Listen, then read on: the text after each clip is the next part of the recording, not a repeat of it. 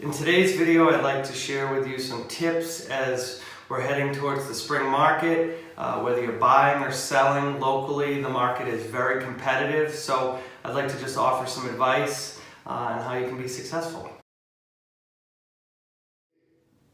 First, I'd like to discuss if someone's looking to sell in the spring market.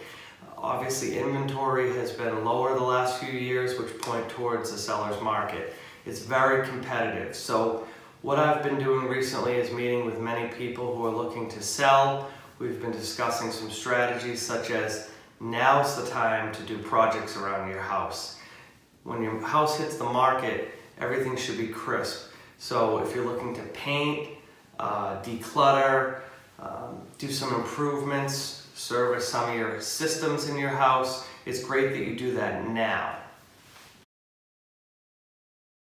To give you an idea right now on how the market is going, currently inventory is really low. However, that's to be expected due to the time of year it is. However, most of my listings right now had been taken off the market before Thanksgiving due to the holidays that come up. So what I've seen is because inventory is so low, I've had a lot of calls from agents asking if these off-market properties can be shown.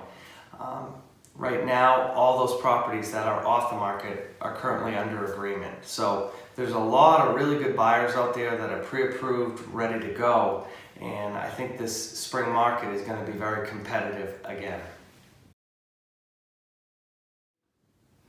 So what I try and tell all the sellers I've been meeting with is, in order to be successful in the spring and summer markets, the work you do now is the most important part. So, having meetings with clients, getting an idea of a time frame of when we like to list their property. Obviously the weather affects everything.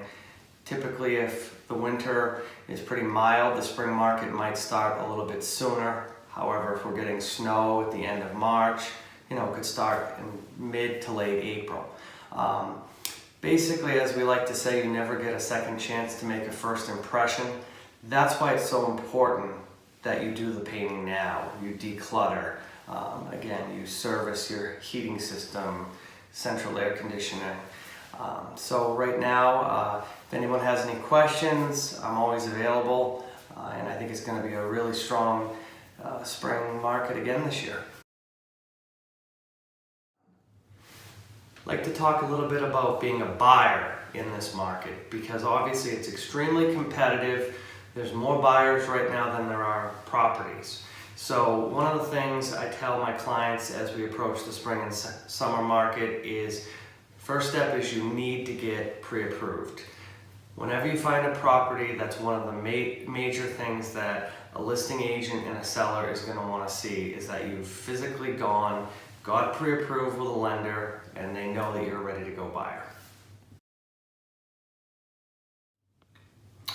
So right now, with inventory being low, obviously it's going to pick up in the next month or two. However, one of the most important things I talk about with buyers is putting yourself in a position to succeed.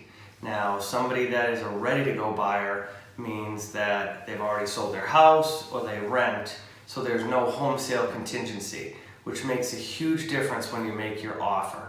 If you do have to sell your property in order to buy, I think that one of the things I like to talk to my clients about is having a plan in place. Because with the abundance of buyers and low inventory, a buyer that is ready to go, their offer is always going to get accepted over a buyer that has to sell their property to buy. So in discussing the situation where somebody has to sell their house in order to buy, basically what I try and talk to my clients about is, it's usually a good idea to list your house a little bit earlier in the spring than when everybody else is listing their house. The reason being is our goal is to get an offer on your house as soon as possible. That way, when a house comes up that you might want to make an offer on, when you make the offer, we can show them we have an accepted offer on your property. And that'll make a huge difference whether the seller will review your offer or they'll move on to the next buyer. Another topic I like to talk about is having buyer representation. What does that mean? So I did some extra schooling to be a certified buyer's representative. Why is that important? Well, if you're looking at properties, many people will just go to open houses, start emailing online on Zillow, and who you're talking to is the listing agent. So what most people don't realize is you go to an open house, you talk to the listing agent, they work for the seller. Can they write an offer for you? Can they talk to you? Of course. However, they have a fiduciary duty and loyalty to the seller. So it doesn't cost you any money to have your own, buyer's representative. But I think when investing in your biggest asset, it's good to have representation. I'd like to thank everybody for watching my video. I realize that there's a lot of real estate agents in this area, so I appreciate all the loyalty and support everyone's given me, and I look forward to earning your business.